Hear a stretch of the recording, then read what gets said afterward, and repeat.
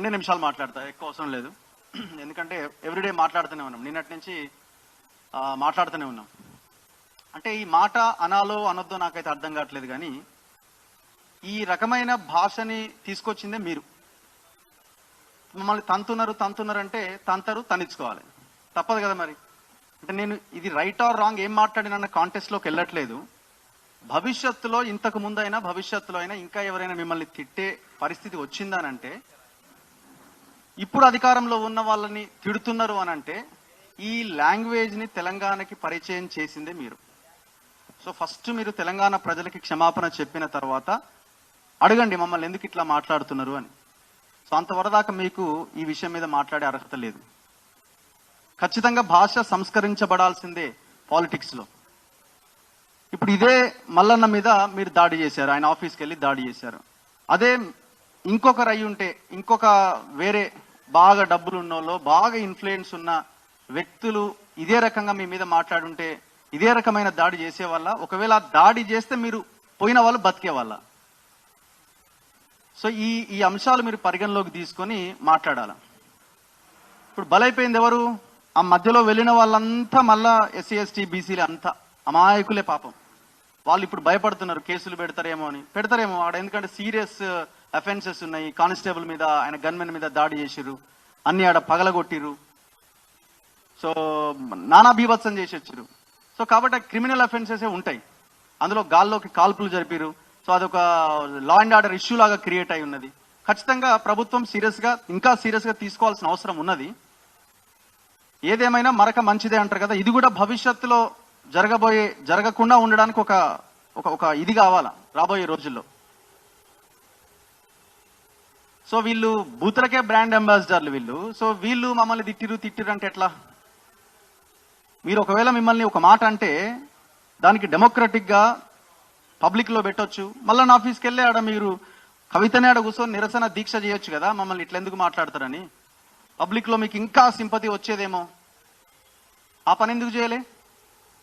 ఆయన ఒకవేళ ఆయన తప్పుగా భావిస్తే లేదు ఇలా అనాల్సి కాదేమో అనేవాడేమో. మీరు డైరెక్ట్గా పోయి దాడి చేసి ఒక రక్తపాతం సృష్టించడం వల్ల ఇప్పుడు ఎవరికి మైనస్ అయింది, ఎవరికి అడ్వాంటేజ్ అయింది? ఇప్పుడు ఆయన పక్షాన ఇంతమంది వచ్చి మాట్లాడుతున్నారు, ఇంతమంది వచ్చి నిలబడ్డారు. మీ పక్షాన ఎవరున్నారు చెప్పండి? కవిత మంచి పని చేసిందని అంటారా? రేపొద్దున ఆ కాల్పుల్లోనో లేకపోతే ఆ దాడిలోనో మీకు సంబంధించిన వాళ్ళు ఎవరైనా ఒకరు చనిపోతే మీ పొలిటికల్ కెరీర్ కొలాప్స్ అయి ఉండేది కదా. అందుకే ఆమె భయపడ్డది. మీరు ఆమె ప్రెస్ మీట్ మాట్లాడింది చూస్తే లాస్ట్లో ఏదో అగ్గిరవ్వ బుగ్గిరవ్వ అని ఏదో ఒకటి మాట్లాడింది, కానీ ఆమె టోటల్ డిఫెన్స్లోనే ఉన్నది, ప్లాన్ బెడిసి కొట్టింది. సో అందుకే ఫస్ట్ మీరు సంస్కరించబడాలి. ఫస్ట్ మీరు మీ ఫ్యామిలీ సంస్కరించబడిన తర్వాత యువతల వాడి గురించి ఆలోచించండి. అంతవరదాకా మీకు ఆలోచించే అర్హతే లేదు. ఖచ్చితంగా మన వేదిక నుంచి భాష పట్ల ఏ రకంగా ఉండాలన్న చర్చ కూడా ఖచ్చితంగా జరగాల్సిందే. కొన్నిసార్లు టైమింగ్స్ కరెక్ట్గా ఉండకపోవచ్చు, అవతల వ్యక్తి వేరే అనుకున్నప్పుడు కొంచెం ఇబ్బంది జరగవచ్చు. కానీ దాడి చేయడం అన్నది ఒక పరిష్కారం కాదన్నది నా అభిప్రాయం. ఖచ్చితంగా దీని మీద డిస్కషన్ జరగాల్సిందే. ఇప్పుడు నేను యూట్యూబ్ ఆన్ చేసి బూతులు అని కొడితే మొత్తం ఫ్యామిలీయే. కేంద్ర మంత్రిని రండా అన్నారు, దానికి మీనింగ్ ఏందో కవిత గారు చెప్పాలి. ఆనాడు కిషన్ రెడ్డి కూడా పోయి మొత్తం కేసీఆర్ ఫామ్ హౌస్ అంతా బదలు కొట్టాలి, తలకాయ వాళ్ళు కొట్టి రావాలి, మరి రక్తపాతం అయిపోవాలి ఫామ్ హౌస్ అంతా. ఇంకా అట్లా మాట్లాడుకుంటూ వెళ్తే మహిళలని ఉద్దేశించిన సభలో నాగార్జున సాగర్ మీటింగ్లో ఇవన్నీ మేము చూసినాం కాబట్టి, కుక్కలు అన్నాడు ఎవరో ప్లకార్డ్ పట్టుకొని వస్తే మహిళలందరూ ఉద్దేశించి, ఇంకా భయంకరంగా ఉన్నాయి, ఇంకా భయంకరంగా ముండా కొడుకులు అన్నాడు. అంటే ఆ పదము ఎక్కడి నుంచి వచ్చింది? ఒక మహిళ నుంచి వచ్చిన పదమే కదా అది. అంటే ఒక మహిళని వస్తువుగా చేసి మీరు ఉపయోగించిన పదమే కదా, మరి అక్కడ మహిళలు కాదా? అండ్ 10 yearsలో ఎన్నో ఇన్సిడెంట్స్ జరిగినాయి. అందులో బాధితులంతా ఎవరండి? నేరళ్ళ ఇష్యూ ఎవ్రీడే మనం మాట్లాడుకుంటున్నాం. 8 years అయింది వారం రోజులకి. మొన్న వారం రోజుల క్రితానికి 8 సంవత్సరాలు కంప్లీట్ చేసుకుంది ఆ ఘటన. నేరళ్ళ ఘటనలో ఇప్పుడు ఇబ్బందులు పడుతున్నది ఆ బాధితుల భార్యలే కదా. ఒకరికి 2 కిడ్నీలు ఖరాబ్ అయ్యి హాస్పిటల్లో చావు బతుకుల మధ్య ఒక అతను ఉన్నాడు. ఒక అతని కాళ్ళు ఇరిగి వెన్నుముక దెబ్బతిని నరకయాతన అనుభవిస్తున్నాడు. ఒక ఆయన క్యాన్సర్ వచ్చి ఇబ్బంది పడుతున్నాడు. మరి ఇదంతా ఆ బాధితులు ఎవరు? వాళ్ళు ఒకవేళ ఏమన్నా అయితే మహిళలే కదా మరి అక్కడ.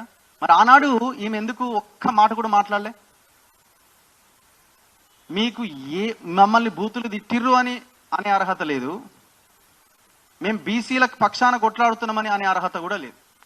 చాలా జాగ్రత్తగా ఉండాలి. బీసీ సమాజం ఏంటంటే రేపు పొద్దున స్టేట్మెంట్ ఇస్తారు 4 రోజుల తర్వాత, 5 రోజుల తర్వాతను, ఇంకో 6 నెలల తర్వాతను బీసీని ముఖ్యమంత్రిని చేస్తా అంటది. రాసిపెట్టుకోరి. తండ్రి ఎట్లాగైతే దళితుడిని ముఖ్యమంత్రి చేసినా అని దళితుడిని ముఖ్యమంత్రి చేసే అధికారాన్ని తన చేతిలో పెట్టుకొని చివరికి అది కూడా చేయలేదో, ఈమె కూడా రాజకీయం కోసం, ఎలక్షన్ల కోసం, ఓట్ల కోసం నేను బీసీని ముఖ్యమంత్రి చేస్తా అంటది. ఇది మనం ముందుగానే మాట్లాడుకోవాల్సిన అవసరం ఉన్నది. వీళ్ళు రాజకీయం కోసం ఏదైనా చేస్తారు. సో కాబట్టి ఇప్పటికైనా ఈ దాడి సంస్కృతిని పక్కన పెట్టండి. జెన్యూన్గా, హానెస్ట్గా రాజకీయం చేయాలనుకుంటే రాజకీయం చేయండి. ప్రజలు 100,000 ప్రశ్నలు అడుగుతారు. ప్రతి దానికి సమాధానం చెప్పి అడుగు ముందుకేసినోడే రాజకీయ నాయకుడు, లీడర్.